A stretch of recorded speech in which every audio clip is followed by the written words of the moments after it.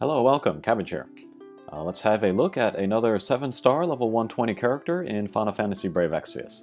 And then this will be for the global first character from the second batch of 7 stars, and that is the Dragoon, Reberta. And I really like Dragoons. I've liked them ever since Final Fantasy IV. Kyne is one of my favorite characters from that game.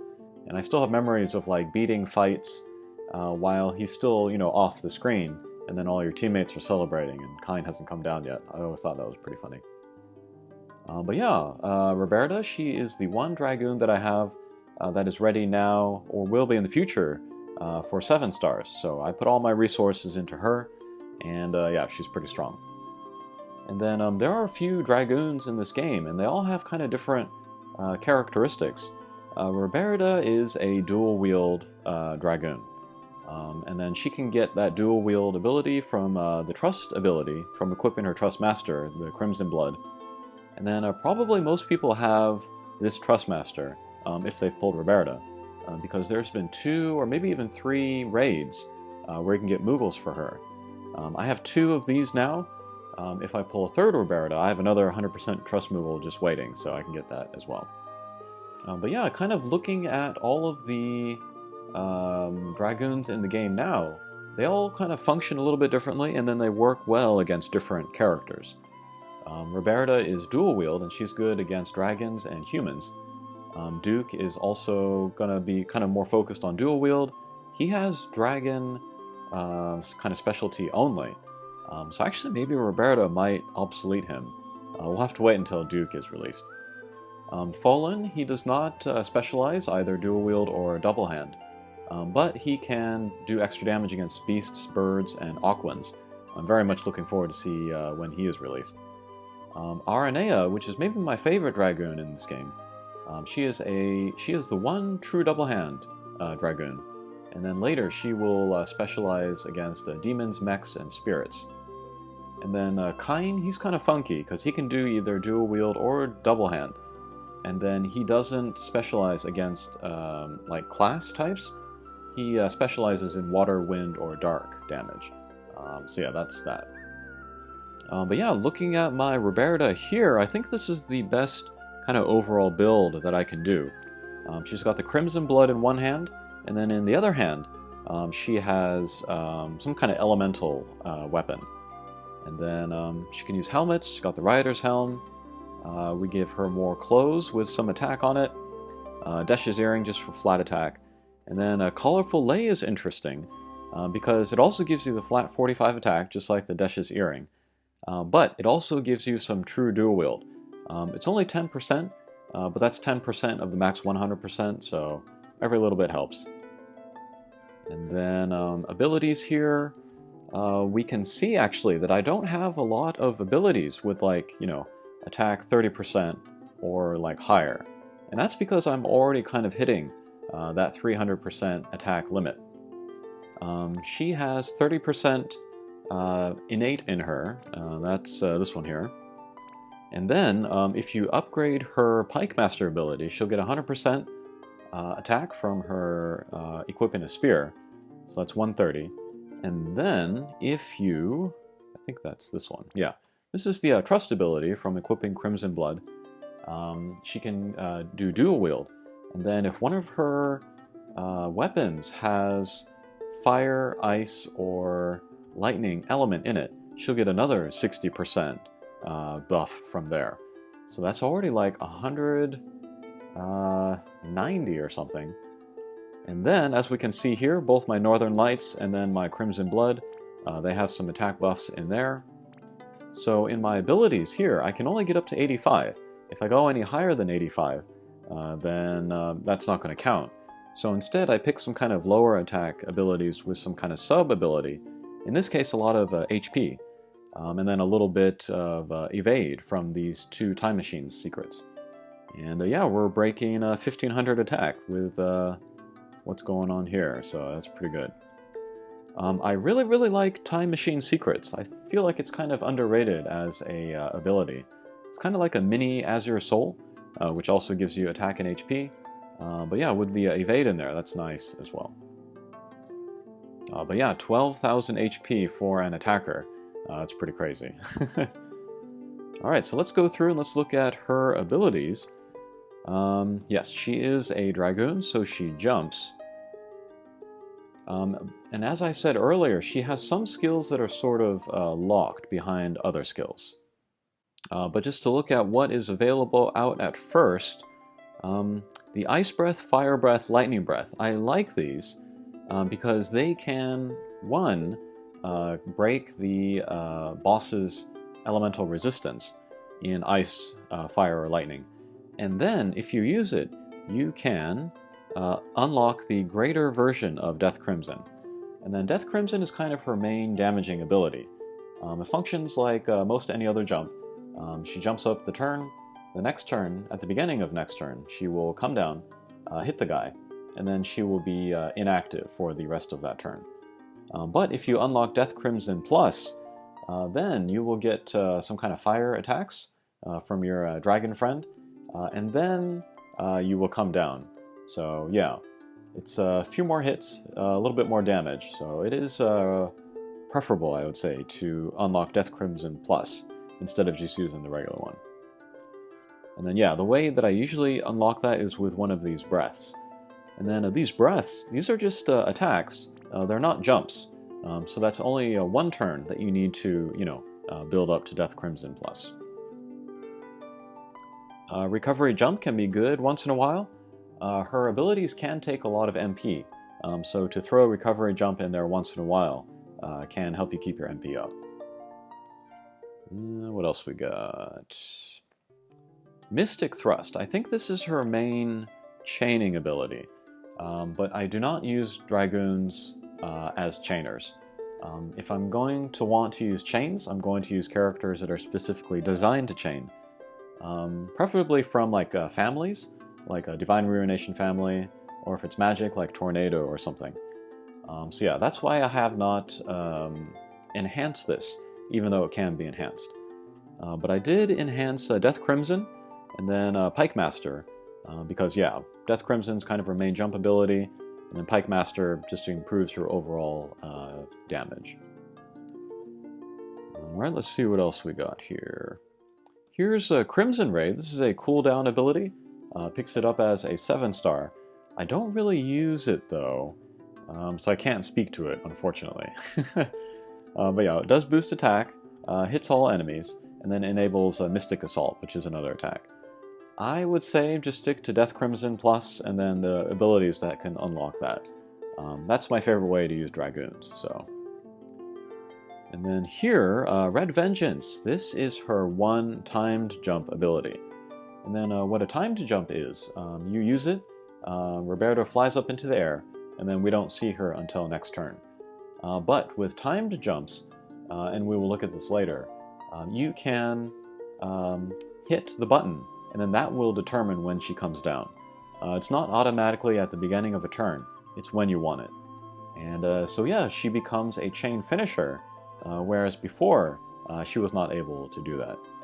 And then actually these time jumps, they may be the most easy attacks to finish chains with. Because a lot of other finishing attacks, you have to hit the button, and then maybe there's some like delay or like some kind of animation, and then the character hits. But not with timed jumps. It's almost instantaneous. The time that you hit the button is when the attack is going to land. So it's very easy to weave it into a chain and then get that maximum multiplier. And this is especially useful for chains that are short, or done with characters that are like single casting or single wielding, so yeah. And then here, I made a mistake earlier. It's not the trust ability that gives you certain bonuses, it's this elemental prowess, which she also picks up as a 7-star. This gives you attack 60% if you're equipped with a fire, ice, or lightning weapon. And so what you want to do with Reberta, in one hand give her Crimson Blood, in the other hand you want to give her a fire, ice, or lightning weapon.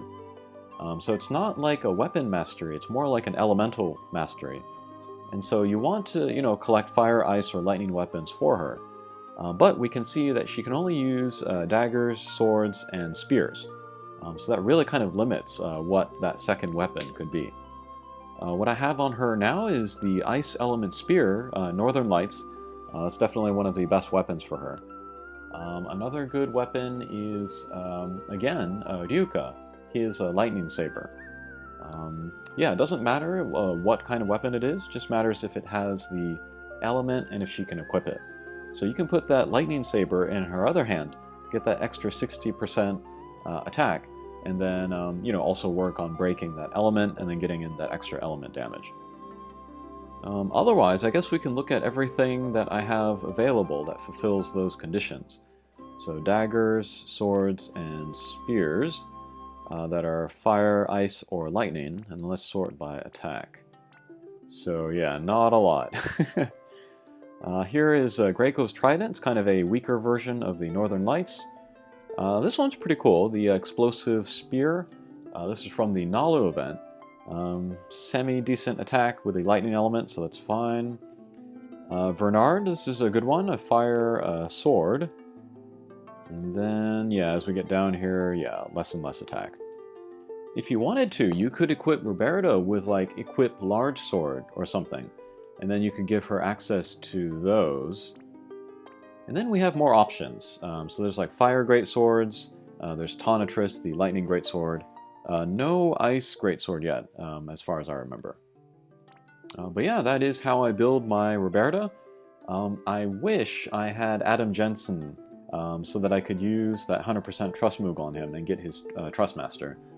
That would give you another 20%, I think, True Dual Wield. That is an ability, so that would, take over one of these. And then it also gives you a, I think, 30% attack buff when equipped with a sword. So that would work great with Reberta. Okay, going back to her abilities. Let's see, Elemental Prowess. Yeah, you can also improve some of her other stats when, choosing a certain element. But I wouldn't worry about that too much. Just go for, which element is going to be strongest against a boss's weaknesses. Or, like, what kind of element your chainers are using to ride on that. And then finally, this is at level 120, I think she picks this up. Triune Power, I think that's right. Defense, HP, MP buff, and then Fire, Ice, Lightning Resistance up 30%. This is pretty crazy, because as we can see, she has innate resistance to those three elements, 20%. So that means she has 50 on all three of those. You can give her an Esper, Ifrit, Shiva, or Ramu, and then you'll get her 100% in any of those elements. That's pretty insane, because you don't have to compromise on her equipment at all. You can just get the 100% resistance just from equipping one Esper. And then I'm interested in trying her out in Omega. You want 100% fire resistance, so I can just give her an Esper, and then maybe like a lightning spear or the lightning sword, and yeah, I think she could be pretty good in there. One thing that I forgot to mention about the timed jump is that it gives you a whole bunch of Maneater. So yeah, like I said earlier, she specializes against dragons and humans. So yeah, that extra damage there is very nice. And then you can also stack the Diabolos Esper there. You can also give her a Maneater, which you can buy from the Fat Chocobo, I think. So yeah, very, very good damage against humans. And then as we looked at from before, none of the current Dragoons are going to have Maneater innate in them, so she fills that niche very well. Alright, finally, let's talk about her Super Trustmaster. Boost damage to jump attacks, that's very nice. I think the limit to jump boosts that you can get now is maybe 400%. It will be raised to 800% later. So yeah, you want lots of that. And then boost attack, and then some other stats when using a spear. So yeah, if you this is great for Dragoons, of course, but if you ignore the jump part of it, this is really good for a lot of characters that use spears.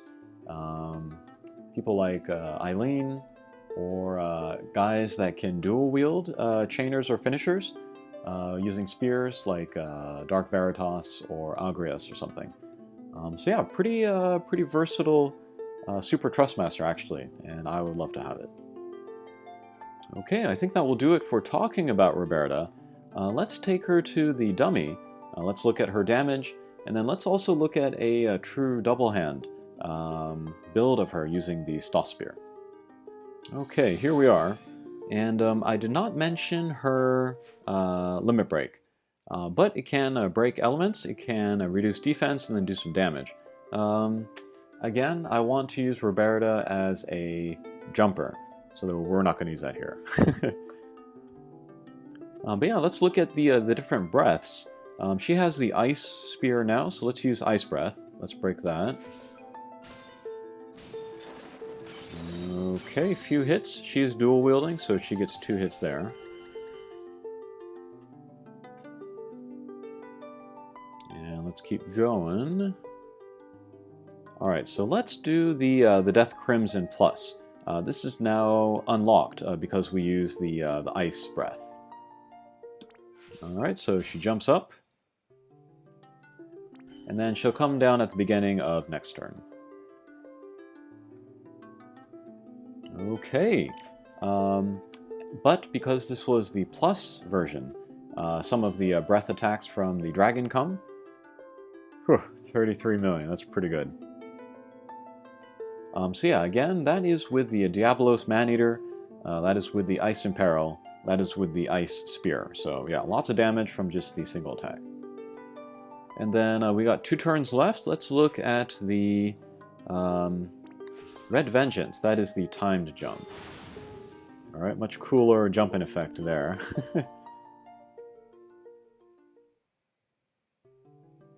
Okay, so now it's the next turn. As we can see, there is a new icon kind of on Reberta's frame. When we hit that, she will come down. And yeah, let's check out the timing. I'm going to count to 3. I'm going to hit the button on 3, and then we'll see how quickly she comes down. 1, 2, 3. Okay, almost instantaneous. And yeah, because she is dual wielding, we saw that she got 2 hits there. So that's very cool. I wasn't expecting that from a Dragoon. But yeah, I guess she's got 1 weapon in each hand, hits the guy with both weapons, so 2 hits, I guess. Ooh, most damage in 1 turn. That's good. Alright, so now let's go with a true double hand build using Stoss Spear. It'll only go up to 200%, just because I don't have enough equipment, but let's see how the damage compares. Okay, we are back with the true double hand build, and she has 1682 attack, which is higher than the previous build, but you know, she won't get like elemental benefits and those kinds of things. So let's see how this goes. First, let's unlock the Death Crimson Plus. We'll just use a Raging Thrust. That is, you know, just a regular attack there.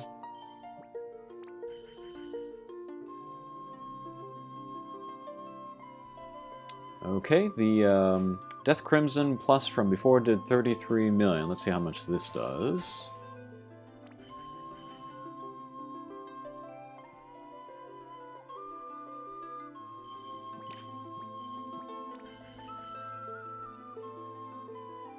Oh, a little bit more. Interesting.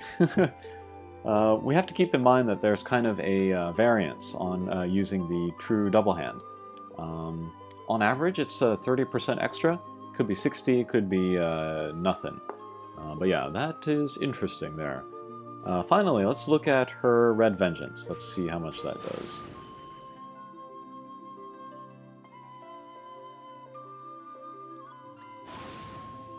$23 million, not too bad. So, maybe if you were in a situation where, you know, the element didn't matter, and you also had all of the true double hand equipment, like, you know, set up, it might be worth using true double hand for Reberta instead. But I think for most people, since it is just easier to put together, doing dual wield with her is going to be better. And then you want to collect together those elemental weapons. Okay, finally, let's go to a boss, and then let's check out Reberta in action. Specifically looking at her Maneater and then timed jump. Okay, so let's take Reberta to Ramuh. He is a human, so we'll get the extra Slayer damage in there, using her timed jump. And then I also gave Reberta the Brotherhood sword. It's a water element sword in her other hand. So she'll be able to get extra damage in there, since Ramuh's weak to water.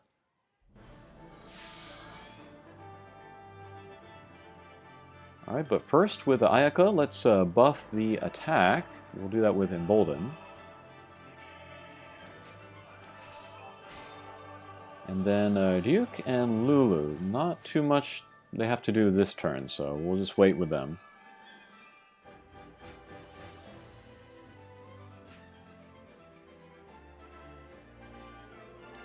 We'll just buff some stats, just for fun. Alright, Lid, also not a lot to do here. We'll just break the defense, just because. And then with Reberta, we'll do the Red Vengeance, and then jump up into the air. Alright, very cool effect there. Ramuh will cast Protect on himself, and then Paralyze on my guys. But they all have paralysis resistance. Ayaka is going to dispel the defense up that Ramuh gave himself. Lid will re-break his defense. And then Lulu and Duke, they will do a Flood Chain. And then if you enhance Duke's Tidal Wave 2 times, it will be able to chain with Flood. And then we can finish it with the timed jump. And yeah, you might have been able to read that. 186 million per hit, 2 hits. This Ramuh only has 70 million HP, so 1 hit would have been more than enough to take him down. But yeah, that was a lot of damage. That's maybe the most damage I've ever done at one time, at any time in the game. So yeah, if your setup is right, you can do lots and lots of damage with that. Okay, so that was a look at Reberta, 7-star, level 120. She's very, very strong. If you wanted to use her, I would recommend gathering together some fire, ice, and lightning weapons for her, and then go to town. Okay, thanks for watching, and we'll see you again. Take care.